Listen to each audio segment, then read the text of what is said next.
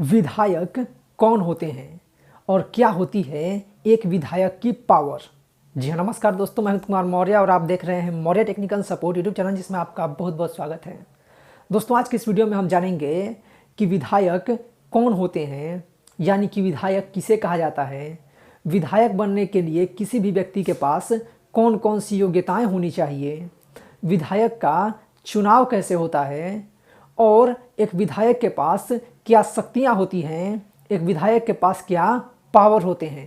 तो चलिए वीडियो को शुरू करते हैं। शुरू करने से पहले एक छोटी सी गुजारिश, कभी तक आपने हमारे चैनल को सब्सक्राइब नहीं किया है तो सब्सक्राइब कीजिए Maurya technical support YouTube channel को, बेल आइकन दबाकर ऑल ऑप्शन को जरूर क्लिक करें, जिससे कि सभी नए वीडियोज़ की नोटिफिकेशन सबसे पहले आप तक। और वीडियो को लाइक करें, ज़्यादा शेयर करें और हमारे वीडियोज़ के बारे में, चैनल्स के बारे में जो भी सोचते हैं उसे कमेंट बॉक्स में जरूर लिखें।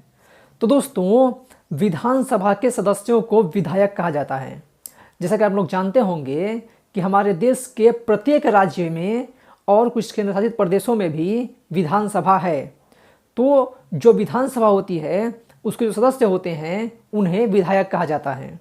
विधायक को इंग्लिश में एमएलए यानी कि मेंबर ऑफ लेजिस्लेटिव असेंबली कहा जाता है, जिसे हिंदी में अगर हम विधानसभा के सदस्य भी कह सकते हैं। तो दोस्तों, होता यह है कि हमारे देश में जितने भी राज्य हैं उन सभी में अपनी एक एक विधानसभा है। जैसे मान लीजिए कि एक राज्य है बिहार, तो बिहार में क्या है कि अपनी एक विधानसभा है और उस विधानसभा के जितने भी सदस्य हैं उन सभी को विधायक कहा जाएगा। इसी तरीके से झारखंड में एक अपनी विधानसभा है और उस विधानसभा के जितने भी सदस्य होंगे उन सभी को विधायक कहा जाएगा या फिर एमएलए कहा जाएगा। एमएलए यानी कि मेंबर ऑफ लेजिस्लेटिव असेंबली, यानी कि विधानसभा के सदस्य। तो दोस्तों, अब बात करते हैं इनके योग्यताओं की। तो दोस्तों, किसी भी राज्य के विधानसभा का सदस्य बनने के लिए या फिर विधायक बनने के लिए यह आवश्यक होता है कि वह व्यक्ति उस राज्य का मतदाता हो। ठीक है, यानी कि अगर कोई व्यक्ति बिहार राज्य का मतदाता है तो वो उत्तर प्रदेश में विधायक का चुनाव नहीं लड़ सकता है। इसके लिए उसे उत्तर प्रदेश का मतदाता होना चाहिए। ठीक है। दूसरा बात यह है कि वह कम से कम 25 वर्ष की आयु पूरी कर चुका हो और इसके साथ ही वो किसी भी लाभ के पद पर न हो और वह पागल या फिर दिवालिया न हो, और संसद द्वारा निर्धारित जो और नियम होते हैं वो भी उन पर लागू होते हैं। तो ये मुख्य नियम थे। संसद द्वारा और भी छोटे मोटे नियम लागू होते हैं जो कि उन पर उनको उस पर खरा उतरना चाहिए, उसको पूरा करना चाहिए, तभी कोई विधायक का चुनाव लड़ सकता है। अब बात करते हैं इनके चुनावों की। तो दोस्तों, विधायकों का चुनाव सीधे तौर पर जनता के द्वारा किया जाता है, यानी कि किसी भी राज्य में जितने विधानसभा क्षेत्र होते हैं या फिर जितनी विधानसभा सीटें होती हैं, दोस्तों आपको ये बात जाननी चाहिए कि विधानसभा क्षेत्रों को ही विधानसभा सीटें कहा जाता है। एक राज्य में बहुत सारे विधानसभा सीटें होती हैं। ठीक है, तो उन सभी सीटों पर अलग अलग पार्टियों के या फिर निर्दलीय उम्मीदवार भी अपना नामांकन करते हैं और वो वहाँ पर चुनाव लड़ते हैं। उस चुनाव में उस क्षेत्र में जिस भी व्यक्ति को सबसे ज़्यादा वोट मिलता है वो व्यक्ति वहाँ से चुनाव जीत जाता है और वह वहाँ से विधानसभा का सदस्य निर्वाचित हो जाता है या फिर विधायक निर्वाचित हो जाता है। ठीक है, विधानसभा के सदस्य कहें या फिर विधायक कहें, बात एक ही है। तो जैसे मान लीजिए कि एक बिहार राज्य है, तो बिहार में 243 विधानसभा सीटें हैं, यानी कि 243। तो इन सभी क्षेत्रों में अलग अलग पार्टियों के, मान लीजिए कोई एक क्षेत्र है, 243 में से एक क्षेत्र है, तो वहाँ पर क्या होगा कि सभी पार्टियों के जो उम्मीदवार होते हैं वो अपना नामांकन करते हैं और निर्दलीय जो उम्मीदवार होते हैं वो भी अपना नामांकन करते हैं और उस क्षेत्र पर जिस व्यक्ति को ज़्यादा वोट मिल जाते हैं, जिसको वहाँ के जो मतदाता होते हैं सबसे अधिक वोट देते हैं, वो व्यक्ति वहाँ से चुनाव जीत जाता है और उस क्षेत्र से वो विधायक निर्वाचित हो जाता है। तो विधायकों का चुनाव सीधे तौर पर जनता के द्वारा किया जाता है। अब बात करते हैं इनके पावर्स की। तो दोस्तों, अब बात करते हैं एक विधायक के पावर्स की, यानी कि एक विधायक के पास कौन कौन सी शक्तियां होती हैं।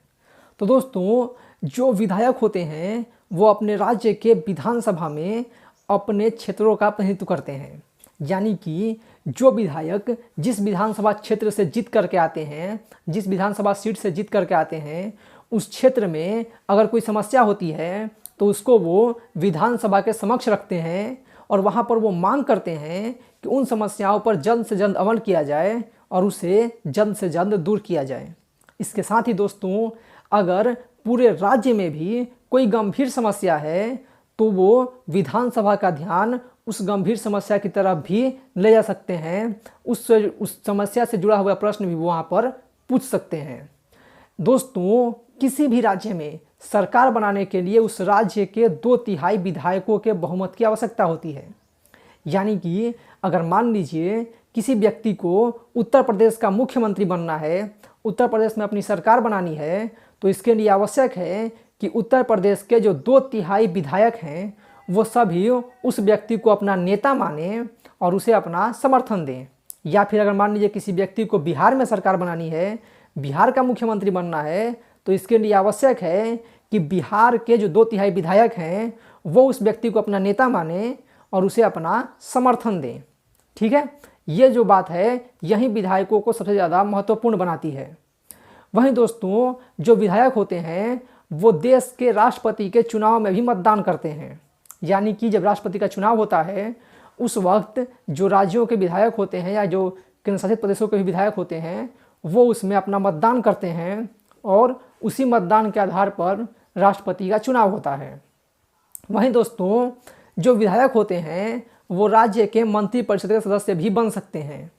यानी कि अगर किसी व्यक्ति को मुख्यमंत्री बनना है तो अगर वो विधायक हैं तो वो मुख्यमंत्री बन सकते हैं। ठीक है, जैसा कि मैंने आपको बताया कि मुख्यमंत्री बनने के लिए उस राज्य के 2/3 विधायकों के बहुमत की आवश्यकता होती है। या फिर अगर मान लीजिए आप किसी राज्य के विधायक हैं और उस राज्य के अगर मुख्यमंत्री चाहेंगे तो आपके उस राज्य में कोई मंत्री भी बना सकते हैं। ठीक है, यानी कि विधायक जो होते हैं वो मंत्री भी उस राज्य के बन सकते हैं। और दोस्तों, जो सबसे महत्वपूर्ण बात जो मैंने आपको बताई और आपको हमेशा याद रखनी चाहिए वो ये है कि किसी भी राज्य में सरकार बनाने के लिए उस राज्य के 2/3 विधायकों के बहुमत की आवश्यकता होती है। ठीक है, और दोस्तों, जो विधायक होते हैं उनको अपने क्षेत्र में काम करने के लिए राज्य सरकारों के द्वारा अलग से फंड भी मिलता है। यानी कि वो फंड जारी होता है और उसके आधार पर वो अपने क्षेत्र में जहाँ पर भी देखते हैं कि यहाँ पर कोई समस्या है तो उस पैसे को लगा करके वहाँ पर उस काम को करवाते हैं। ठीक है, या फिर उनके क्षेत्र में अगर कोई समस्या होती है तो उसको लेकर के भी वो मंत्री से मुलाकात कर सकते हैं या फिर विधानसभा में उठा ही सकते हैं प्रश्न को। तो विधायकों के पास एक अलग से पावर होती है, वो जनता के प्रतिनिधि के रूप में उस राज्य में बहुत सारे काम कर सकते हैं। उनके पास एक बहुत ही महत्वपूर्ण पावर होता है। और दोस्तों, विधायकों का कार्यकाल 5 वर्षों का होता है।